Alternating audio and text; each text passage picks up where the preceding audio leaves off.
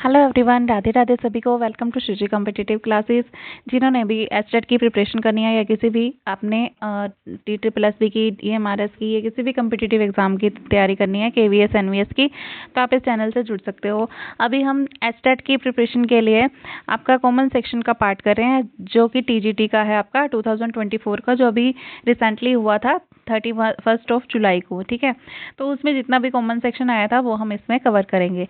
तो इसमें first question देखो क्या आया हुआ है। How many numbers from 11 to 50 are there. 11 से लेके 50 तक कितने नंबर्स हैं there which are exactly divisible by 7 but not by 3। जो 7 से तो डिविजिबल हैं बट किससे डिविजिबल नहीं है, 3 से डिविजिबल नहीं है। ये आपने बनाना था 11 से 15 तक। तो आप 7 से डिविजिबल वाले देख लो, 11 से 50 तक। 11 के बाद 7 पे कौन जाता है, 14 जाता है, तो लिख लो उसकी टेबल लिख लो 7 की। ठीक है, 7 2 14, 7 3 21, 7 4 28, 7 5 35, 7 6 42, 7 7 49। तो 50 से कम तक तो 49 तक ही जा रहा है। ठीक है, उसके बाद देखो जो डिविजिबल ना हो 3 से, 7 से तो ये सारे डिविजिबल हैं, बट इनमें जो कह रहा है कि वो 3 से डिविजिबल ना हो। 3 से कौन से डिविजिबल हैं उनको छोड़ दो। 21 डिविजिबल है और 42 डिविजिबल है, तो बचे कौन, 14, 28, 35, 14। ये कितने, 49, ये कितने नंबर हो गए, 4 नंबर। तो आंसर आ गया आपका 4। ठीक है, ये ऑप्शन है आपके पास 3 4 5 7। अब नेक्स्ट क्वेश्चन था आपके पास, the diameter of the sphere whose volume is 113:1/7 cubic metre is. अब आपने बताना है कि किसी स्फीयर का डायमीटर जो है आपको कितना है, डायमीटर कितना है, कि वॉल्यूम इसका दे रखा है 113:1/7 क्यूबिक मीटर्स। ठीक है, तो इसका वॉल्यूम दे रखा है, आपने बताना है डायमीटर कितना है। डायमीटर मतलब व्यास, हिंदी में भी बता रही हूँ मैं आपको। वॉल्यूम इसका होता है, वॉल्यूम का फॉर्मूला होता है, वॉल्यूम मतलब आयतन इसका 4/3 πr³। ठीक है, 4/3 πr³ ये इसका फॉर्मूला होता है। तो आपने ये याद रखना है 4/3 πr³। तो उसके बाद अच्छा, अगर आपको मेंसुरेशन कम आता है तो आप उसमें इस चैनल पे आपका 9th क्लास का मेंसुरेशन नाम से टॉपिक्स करवा रखे हैं मैथ्स के, तो वो भी कर सकते हो। उनसे आपको बिल्कुल क्लियर हो जाएगा, जैसे आपके ना बिल्कुल अच्छे से समझाए हुए हैं कि इसमें फॉर्मूलाज कैसे बनते हैं और इसका किसका क्या फॉर्मूला होता है। तो आप वो देख सकते हो, प्लेलिस्ट बनी हुई है। ठीक है, तो वॉल्यूम का फॉर्मूला लगा दोगे 4/3 πr³, और ये दिया कितना हुआ है आपको, 113 की 7 से मल्टीप्लाई करोगे 791 आ जाएगा, 1 ऐड करोगे 792 आ जाएगा, बाय में 7 आ जाएगा। ठीक है, तो ये आपने लिख दिया, इसके इक्वल लिख दिया। तो ये तो आपको दिया ही हुआ था, इसलिए इक्वल रख दिया। अब r³ की वैल्यू कितनी आ जाएगी, 7 से 7 कट गया, r³ की वैल्यू आ गई, ये 3 उधर चला जाएगा, ऊपर हो जाएगा 792 × 3, 4 × 22 नीचे आ जाएगा, वो जो कि यहाँ पे हमने लिख दिया। उसके बाद इसको सोल्व करेंगे। क्या है हमारे पास, 792 इंटू में 3 बाय में कितना है, 4 इंटू में 22, ये दिया हुआ है आपको। ठीक है, तो आपने इसको क्या करना है, 4 की टेबल पे ये कट हो रहा है, पहले 4 1 सा 4, 4 1 सा 4 आ गया। ठीक है, यहाँ से 3 बच गया, 39 आ गया, 4 फिर आ जाएगा आपके पास 4 9 सा 36। ठीक है, तो यहाँ से क्या बच जाएगा 1, और ये 2 आ जाएगा। तो क्या आ जाएगा, 4 3 सा, 1 सेकेंड रुको, कुछ गड़बड़ है लग रहा है। हाँ जी, तो यहाँ से 3 बच जाएगा और यहाँ से 2 बच जाएगा, 32 आ जाएगा, 4 8 जा 32, 198 आ जाएगा। ठीक है, उसके बाद देखो 2 पे कट रहा है, ये 2 पे 11 पे कट रहा है, 2 पे ही कट रहा है, 2 9 जा 18, 2 9 जा 18, 99। तो 11 पे ये कट गया 9 पे, 9 और 3 बच गया, 9 3 जा कितना होता है 27। तो हमारे पास r³ की वैल्यू कितनी आ गई, 27। तो यहाँ से हम r की वैल्यू निकालेंगे, तो इसका क्यूब रूट क्या होता है, 3 होता है, तो r की वैल्यू 3 आ गई। हमसे पूछा था डायमीटर, तो डायमीटर जो होता है रेडियस का डबल होता है, तो आपके पास 3 × 2 6 मीटर आंसर आ जाएगा। ठीक है, आई होप आपको समझ में आ रहा होगा। नेक्स्ट क्वेश्चन है हमारे पास, if the diameter of right circular cylinder is 28 centimetre. Circular cylinder का डायमीटर दे रखा है आपको 28 सेंटीमीटर, और इसकी हाइट दे रखी है 20 सेंटीमीटर। मीन्स ऐसे आपके पास ये सिलेंडर है, ठीक है, इसकी हाइट दे रखी है, ठीक है, ये कितनी दे रखी है 28 सेंटीमीटर, और उसके बाद दे रखा है आपको, सॉरी, डायमीटर 28 सेंटीमीटर है, और डायमीटर 28 है, तो रेडियस कितनी होगी 14, रेडियस 14 होगी, और उसके बाद डायमीटर इसका दे रखा है 20। ठीक है, उसके बाद टोटल सरफेस एरिया निकालना है। टोटल सरफेस एरिया इसका क्या होता है, 2πr इंटू में h प्लस r। ठीक है, ये फॉर्मूला होता है इसका टोटल सरफेस एरिया का। अगर आपसे कर्व सरफेस एरिया पूछे तो 2πr h करके ये निकाल देना, ये आपका आंसर आ जाएगा।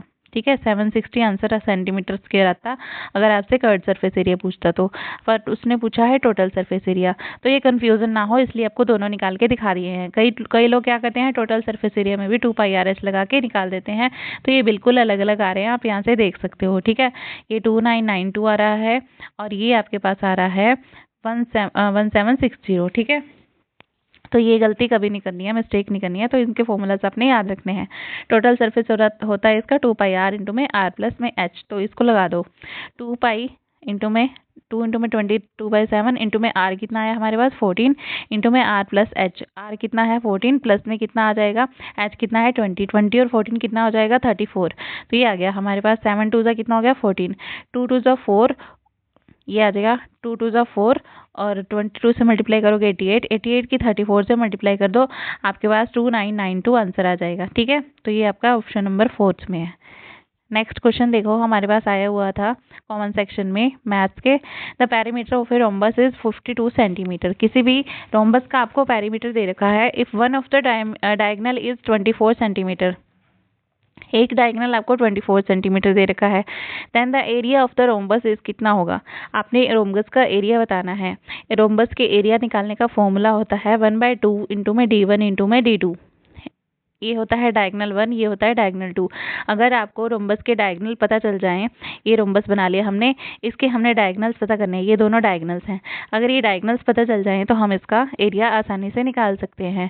तो आपको इसका पेरीमीटर दे रखा है 52 दे रखा है, तो इसकी रोम्बस की चारों साइड्स इक्वल होती हैं, तो 52 के 2 को 4 से डिवाइड कर दो, तो हर साइड कितनी कितनी आ गई आपके पास 13 आ गई। ठीक है, तो हर साइड इसकी 13 आ गई। उसके बाद आपको दिया हुआ है कि एक डायगोनल जो है ना वो 24 सेंटीमीटर का है, तो मतलब ये जो है ना ये इसको हाफ पार्ट में काटती है, तो ये क्या हो गया, एक 12 और 12 हो गया ना, 12 12, इसको मान लो 12 और 12। ठीक है, 24 हो गया। उसके बाद देखो आप ये दोनों निकालोगे तो कितने आएंगे, अब इन दोनों को निकालो कितने आएंगे। अब ये आपके पास 13 है, ये चीज़ 13 है, ये चीज़ 12 है, तो आप इस पे क्या लगाओगे, पाइथागोरस लगा दोगे, यहाँ पे 90 का एंगल बनता है। ठीक है, तो ये आ जाएगा आपके पास 5 आ जाएगा। 5 12 13 का आपको पेयर पता होगा कि होता है, ये 5 है तो ये भी 5 है, नहीं तो आप उससे पाइथागोरस से निकाल सकते हो। ठीक है, तो उसके बाद देखो 5 12 और 13 आ गया, उसके बाद 5 और 5 कितना हो गया 10, 12 और 12 कितना हो गया 24। तो इसका मतलब अपने पास दो डायगोनल निकल के आ गए, एक डायगोनल आया हमारे पास 24 और एक डायगोनल आया हमारे पास 10। ठीक है, दो डायगोनल्स आ गए। जब ये दो डायगोनल्स आ गए तो हम एरिया का फॉर्मूला लगा के आंसर निकाल देंगे। हाफ इंटू में 1/2 इंटू में d1 इंटू में d2 होता है, तो लगा दो 1/2 इंटू में d1 कितना है हमारे पास 24 और d2 कितना है हमारे पास 10, तो ये लगा दो, लगा दिया। 2 1 जा 2, 2 5 जा 10। अब 5 को इससे मल्टीप्लाई करो, 24 से कितना आएगा आपके पास, कर दो 120 आ जाएगा। ठीक है, तो ये आपका आंसर आ गया। क्लियर है, आई होप आपको समझ में आ रहा होगा। नेक्स्ट क्वेश्चन है हमारे पास, the radius and height of the right circular cone are in ratio. इसकी रेडियस और हाइट दे रखी है, राइट सर्कुलर कोन की रेशो कितनी है इसकी 5:12 इस रेशो में दे रखी है। ठीक है जी, आप इसको यहाँ पे x मान सकते हो, 5x और 12x, मीन्स आप रेडियस ले लो 5x और आप उसको ले लो, हाइट को ले लो 12x। ठीक है, तो if its volume is 314 metre cube, इसका वॉल्यूम दे रखा है आपको, आपने बताना है कि diameter of the base is equal to, मतलब बेस का आपने डायमीटर बताना है कितना आएगा। रेडियस निकालो तो डायमीटर अपने आप पता चल जाएगा, है ना। तो रेडियस कैसे निकलेगी, जैसे आपको वॉल्यूम दे रखा है 314, तो इसको आप फॉर्मूला लगा दो, वॉल्यूम ऑफ कोन कितना होता है 1/3 πr²h। आप एक बात याद रखना, जो सिलेंडर का वॉल्यूम होता है ना वो πr²h होता है, πr²h, और जो ये कोन होता है ना ये 1/3 होता है सिलेंडर का, मीन्स इसमें इसका वॉल्यूम 1/3 होता है सिलेंडर का, तो 1/3 πr²h इसका होता है। ठीक है, कोन का वॉल्यूम होता है 1/3 πr²h। ठीक है, ये था हमारे पास, तो इसमें फॉर्मूला लगा दो 1/3 इंटू में, इन्होंने रेडियस बोल रखा है आपको फॉर्मूले में 3.14 लेनी है, तो 3.14 ले लो, इंटू में r स्क्वायर लगा दो, r कितना था हमारे पास 5x का स्क्वायर। ठीक है जी, 5x का होल स्क्वायर करोगे तो 25x स्क्वायर आ जाएगा, इंटू में और 12x का होल स्क्वायर करोगे तो यहाँ पे x लगा लो। ठीक है। 12x का होल स्क्वायर करोगे तो क्या आ जाएगा 144x स्क्वायर, ये आ गया हमारे पास 1/3 314 25x स्क्वायर 144x स्क्वायर, ये आ गया इक्वल टू है 314 के। 314 से 314 कट जाएगा। अब बचा क्या हमारे पास 3 बचा, 3 से ये काट दो 144, ठीक है, ये कट जाएगा। तो ये काट पीट के देखो यहाँ पे आपको दिखाया भी हुआ है काट के, सॉरी यहाँ पे 144x नहीं आएगा 12x आएगा, क्योंकि यहाँ पे पाई आर स्क्वायर एच था ना, आर स्क्वायर ही करना था, एच स्क्वायर थोड़ी ना करना था, एच को ऐसे का ऐसे लेना है, ठीक है। तो ये 12x आ जाएगा यहाँ पे। इसको काटोगे ना आप, इसको सोल्व करोगे तो आपके पास ये आंसर आ जाएगा एक्स क्यूब इक्वल्स टू 1 आ जाएगा, ठीक है। एक्स क्यूब इक्वल्स टू 1 आ गया तो हमारे पास क्या निकालना है, हमने रेडियस निकालनी है पहले, फिर डायमीटर निकालेंगे। रेडियस निकालने के लिए क्या करेंगे, 5 इंटू में हमने 5x ली थी ना रेडियस, तो 5x था तो 5 इंटू में 1 आ जाएगा, 5 इंटू 1 5 मीटर आ गया। तो रेडियस आ गई तो हाइट निकल जाएगी, हाइट तो हमें पता ही है 12x था, तो 12 इंटू में 1 कितना आ गया 12 आ गया। डायमीटर निकालने को बोला है तो 2 से मल्टीप्लाई कर दो, रेडियस का डबल होता है, तो रेडियस 5 आई थी तो डायमीटर आ गया 10, ठीक है जी। आगे देखो नेक्स्ट क्वेश्चन। नेक्स्ट क्वेश्चन ये बिल्कुल इजी आया हुआ था हमारे पास, secant 90 minus theta minus cot A, 90 minus A minus cot A into में कोस 90 माइनस ए इंटू में tan 90 माइनस ए। तो आपने इसको सोल्व करना है, कैसे करोगे देखो, सीकेंट 90 माइनस ए क्या होता है कोसिकेंट ए, ठीक है। Secant 90 minus theta cosecant theta होता है, ठीक है। सीकेंट कोसिकेंट का पेयर बनता है, साइन कोस का पेयर बनता है, टैन कोट का पेयर बनता है। कोस 90 माइनस ए इसको साइन ए पुट कर दो, ठीक है, इसकी वैल्यू साइन ए रख देंगे। टैन 90 माइनस ए इसकी वैल्यू रख देंगे कोट ए, ठीक है। वो सब हमने वैल्यूज रख दी। अब ये जो हो गया ना, ये कोसिकेंट ए हो गया माइनस का, इसको सोल्व करने के लिए कोस बाय साइन लिख लो कोट को, इंटू में ये साइन बन ही गया हमारे पास, ये टैन का कोट बन गया, साइन से साइन कट गया। अब ये क्या बचा, कोसिकेंट ए माइनस का कोस ए, कोसिकेंट ए को लिख दो 1 बाय साइन ए, ठीक है, माइनस का कोस ए का ऐसे लिख दिया, बाय में साइन ए ऐसे लिख दिया, इंटू में देखो ये कोस ए ऐसे कैसे लिख दिया, ये साइन से साइन कट गया था, कोट ए को लिख दिया कोस बाय साइन, ठीक है। ये बात समझ आ गई। तो ऊपर क्या बन गया 1 माइनस कोस स्क्वायर, ये साइन ए कॉमन आ गया नीचे, ठीक है, एलसीएम आ गया, तो 1 माइनस कोस स्क्वायर ए बच गया ऊपर। 1 माइनस कोस स्क्वायर क्या होता है साइन स्क्वायर ए, साइन स्क्वायर ए, ठीक है, ये होता है हमारे पास साइन स्क्वायर ए। साइन स्क्वायर ए आ गया, नीचे साइन ए है तो ये कट जाएगा हमारे पास, तो यहाँ से क्या बचेगा साइन ए, ठीक है। साइन ए आपका आंसर आ गया, ये आपके ऑप्शन नंबर 4 में था, तो ये आपका आंसर आ जाएगा। नेक्स्ट क्वेश्चन देखो हमारे पास आया हुआ था, if the height of a tower is 2√3 metre, the length of its shadow is 2 metre. किसी टावर की हाइट दे रखी है आपको 2√3 मीटर दे रखी है, and the length of its shadow, इसकी शैडो जो है ना परछाई धरती पे ही पड़ेगी, ऐसे ऊपर थोड़ी ना लटकेगी, इसको मत ले लेना, ठीक है। तो ये है परछाई इसकी 2 मीटर, तो ये ले ली हमने। Then the angle of elevation of sun, तो आपने angle of elevation of sun बताना है, ये एंगल बताना है कितना बनेगा। तो आपने क्या करना है, आपको ये जो जो चीज़ें दे रखी है ना उनका यूज़ करके कुछ बनाना है कि क्या बनना है। ये आपको परपेंडिकुलर दे रखा है, ये बेस दे रखा है, ठीक है। परपेंडिकुलर अपॉन बेस क्या होता है आपके पास, टैन थीटा होता है, ठीक है। ये चीज़ें आपने याद रखनी है, आपको याद भी होगा, sine theta sine cos tan, sine theta cos theta tan theta. Sine क्या होता है p/h, ठीक है, कोस क्या होता है p/h, और टैन क्या होता है p/b। अगर उल्टा निकालना है, कोसिकेंट निकालना है तो h/p हो जाएगा, अगर आपने वो निकालना है सिकेंट निकालना है तो h/b हो जाएगा, अब अगर आपने कोट निकालना है तो b/p हो जाएगा, ठीक है। तो ये इनके फॉर्मूलाज होते हैं, तो इसको याद रखने की ट्रिक है, पंडित बद्री प्रसाद हर हर भोले, जिसको नहीं पता है वो याद कर लेना, ठीक है। अब देखो यहाँ से p/b पुट कर देंगे इसमें, और यहाँ पे आपका आ जाएगा, ये आ जाएगा p/b। परपेंडिकुलर क्या है 2√3, यहाँ पे पुट कर दिया, नीचे बेस कितना है 2, यहाँ पे पुट कर दिया, 2 से 2 कट गया, √3 बच गया। टैन थीटा की वैल्यू √3 आ गई, और टैन थीटा की वैल्यू √3 किस पे होती है 60 डिग्री पे, थीटा की वैल्यू कितनी आ गई 60 डिग्री। टैन 60 √3 होता है, टैन 45 1 होता है, टैन 30 आपका 1/√3 होता है, ठीक है। आगे देखो next, the least number of complete years in which a sum of money put at 20% compound interest will be more than double. अब देखो least number of complete years, आपने कंप्लीट ईयर्स का लीस्ट नंबर बताना है। इन विच सम of money, कोई सम है money का, put at 20% compound interest will be more than double, double से ज़्यादा हो जाए। देखो 20% पहले तो जो आपको दे रखा है ना, इसको सोल्व कर लो। 20 बाई में 100 करोगे, परसेंटेज को रेशो में बदल लो तो 1/5 आ जाएगा आपके पास। ठीक है, ये चीज़ आपके पास आ गई। अब उसके बाद जब ये 1/5 आ गया तो इसका मतलब क्या है, उसके पास 5 थे, एक बढ़ गया, 5 रुपए थे, एक बढ़ गया, तो मतलब 6 बना, 6 बन गया। अब ऑप्शंस के थ्रू करो। अब उसने क्या कहा है कि वो ना मोर देन डबल बन जाए, इंटरेस्ट इतना लगा कि मोर देन डबल बन जाए। तो देखो 5 का स्क्वायर और 6 का स्क्वायर कितना होगा, इनका स्क्वायर रेशो निकालो पहले। तो ये क्या कर दोगे आप, इसका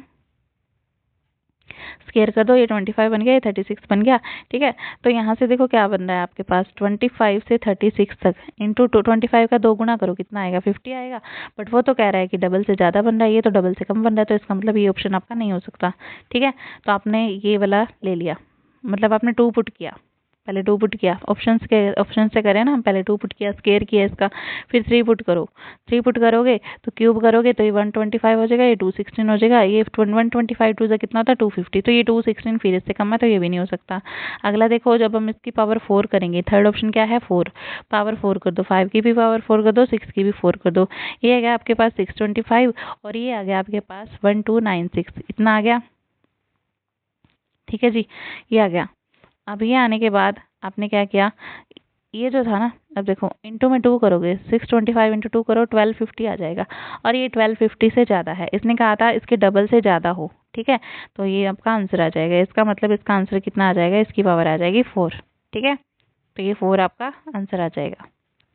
ये कंपाउंड ईयर्स, कंप्लीट ईयर्स का लीस्ट नंबर है, जिसमें कि क्या है, सम ऑफ मनी क्या हो गई, डबल से ज़्यादा हो गई। ठीक है, अब उसके बाद ये निकालना था आपका, नेक्स्ट क्वेश्चन था 1:3/4 की पावर 4, इसकी पावर 4 थी, इसकी पावर 4 थी, इसकी 2, इसकी 2। अब आपने क्या करना है, इसकी 2 की 2 कर दो, 2 की 2। ठीक है, सेम ऐसे ही यहाँ पे कर दो, 2 की 2 कर दी, यहाँ पे कर दी पावर। अब यहाँ पे क्या हो गया, 1:3/4 और 2 नीचे वाला वैसे का वैसे रहने दो। अब ये क्या बन गया, ए स्क्वायर माइनस का बी स्क्वायर बन गया ना, ये हमारे पास, ये ए का स्क्वायर माइनस का बी का स्क्वायर, ये पूरे का स्क्वायर बन गया। अब ए स्क्वायर माइनस बी स्क्वायर क्या होता है, ए प्लस बी, ए माइनस बी। अब ए की जगह क्या है, 1:3/4 की पावर का स्क्वायर है ना, 1:3/4 का स्क्वायर। ये बी की जगह क्या है, 2:1/3 का स्क्वायर। ए माइनस बी करेंगे तो ये इससे ए कट जाएगा और बचेगा क्या, ए प्लस बी, मतलब ए प्लस में बच जाएगा आपके पास। ठीक है, अब इसको सोल्व कर लो, 4 1 जा 4 और 3 7/4 आ जाएगा, ये 2 3 जा 6 और 1 7/3 आ गया। इनका होल स्क्वायर करोगे तो 49/16 और ये आ गया 49/9। तो इनका एलसीएम लेके इसको सोल्व कर दो, तो ये आपके पास, इसका रूट पूछा हुआ है इसने। ठीक है, इसका स्क्वायर रूट बताना है आपने, ये सोल्व करने के बाद आपके पास ये आ गया, इसका स्क्वायर रूट करोगे तो 35/12 आ जाएगा, और इसको सोल्व करोगे तो 2:11/12 आ जाएगा। ठीक है, तो ये आपका आंसर है, आंसर आपका ये आ गया। ठीक है, नेक्स्ट देखो, आपके पास क्वेश्चन है, X can do a work in 6 days, X किसी काम को 6 दिन में कर सकता है, Y can do the same work in 8 days, Y जो है 8 दिन में कर सकता है, with the help of Z all 3 can do work in 3 days, Z की हेल्प से 3 दिन में काम कर सकते हैं। If they get total 2000 rupees at the end of work, then the part of Z कितना होगा। देखो, ए किसी काम को 6 दिन में कर सकता है, बी किसी काम को 8 दिन में कर सकता है, ए बी सी तीनों मिलके 3 दिन में करते हैं। ठीक है, तीनों मिलके काम करें तो 3 दिन में करते हैं, मतलब जेड की हेल्प से, ये एक्स है, ये वाई है, ये जेड है। ठीक है, एक्स वाई जेड है तीनों मिलके। ठीक है, तो ए बी सी ले लिया है, इसमें आपको कोई प्रॉब्लम नहीं होनी चाहिए एक्स वाई जेड की जगह, तो एक्स वाई जेड भी ले लो, आप वही ले लेना। ठीक है, ये by mistake A B C ले लिया। ये 6 डेज 8 डेज, इनका एलसीएम लो। ठीक है, ये 24 आ गया। अब ये जो है ना, 6 4 जा 24 होता है, तो ये 4 यूनिट काम करता है एक दिन में, ये कितना करता है 3 यूनिट काम करता है, ये 8 यूनिट तीनों मिलके करते हैं। ठीक है, ए प्लस बी की एफिशिएंसी कितनी आ गई, देखो ए प्लस बी की एफिशिएंसी कितनी आ गई, एक दिन में 7 काम करते हैं, और ए प्लस बी प्लस सी तीनों मिलके एक दिन में 8 काम करते हैं। तो हमने क्या निकालना है, सी की मतलब जेड की निकालनी है ना, जेड के बारे में पूछा हुआ है, तो जेड की निकालने के लिए हम क्या करेंगे, सी में से, इन तीनों में से ए प्लस बी को माइनस कर देंगे, तो सी की बच जाएगी, मतलब जेड की बच जाएगी। तो इनकी, इसकी कितनी है 8, इन दोनों की कितनी है 7, इन दोनों को माइनस कर दो, तो आपके पास आ जाएगी जेड की एफिशिएंसी 1 आ जाएगी। ठीक है, जेड की एफिशिएंसी अगर 1 आ गई तो टोटल वर्क कितना है, 8 है, टोटल काम कितना है 8 है ना, टोटल काम तीनों मिलके करते हैं, तो इतना पूरा कर लेते हैं। अब 1/8 जो है, अब आपने क्या करना है, इसने क्या बोला, if they get total 2000 rupees, total उनको 2000 रुपये मिले, टोटल है कितना 8। तो अगर 8 इक्वल्स टू 2000 के बराबर है तो आपने निकालना क्या है 1 किसके इक्वल आ जाएगा 2000 बाय में 8। ठीक है, तो इसको काट देना, आपके पास 250 आंसर आ जाएगा। क्लियर है। आगे नेक्स्ट क्वेश्चन है आपके पास, लास्ट क्वेश्चन है आपके एग्जाम का, जो प्रीवियस ईयर में आया हुआ था टीजीटी में कॉमन सेक्शन में। किसी वस्तु को 153 रुपये में बेचने पर एक व्यक्ति को 10% की हानि होती है। जब भी आपके पास ऐसा क्वेश्चन आए 10% की हानि होती है, 20% का लाभ कमाने के लिए कितनी राशि में बेचना चाहिए। हानि में बेचा है उसने, कितने में बेचना चाहिए उसको। ठीक है, ये पूछ रहा है कि उसको 20% लाभ हो जाए। जब भी ऐसा क्वेश्चन आए, इंग्लिश में देख लो इसको, by selling an item for ₹153 a man gets loss of 10%, और how much should he sell them to get profit of 20%। 20% का प्रॉफिट कमाने के लिए कितने रुपए में बेचे। अब ऐसा क्वेश्चन दिया हो तो इसको ऊपर लिखो 153, बाय में उसको हानि कितनी हुई, 10% की हानि हुई, मतलब लाभ कितना हुआ 90 का, 90 लिख लो। ठीक है, 100 में से 10 गए, 90 बचे, 10 का हानि हुई तो 90 का लाभ हुआ। इनटू में लाभ आपको कितना कमाना है 20, 20 को 100 में प्लस करके लिखना है आपको, 120 आ जाएगा। ये 0 से 0 कट गई आपके पास, 3 3 ज़ा 9, 3 4 ज़ा 12, 3 के टेबल में ये कट जाएगा, 3 5 ज़ा 15, 3 1 ज़ा 3, 51 को 4 से मल्टीप्लाई करोगे तो आपके पास 204 आंसर आ जाएगा। 204 रुपीज़ इसका आंसर आ जाएगा, मतलब वो 204 रुपये में बेचेगा तो उसको लाभ होगा 20% का। ठीक है जी, 153 रुपीज़ में बेचने पर उसको हानि हुई है 10% की। तो इसके साथ ही ये वाले क्वेश्चन आपके कंप्लीट होते हैं यहाँ पे। तो अभी इस चैनल के साथ आप जुड़े रहना, इसको लाइक सब्सक्राइब शेयर कर लेना अगर आपको अच्छा लगे तो। ठीक है, all the very very best, thank you so much, Radhe Radhe सभी को।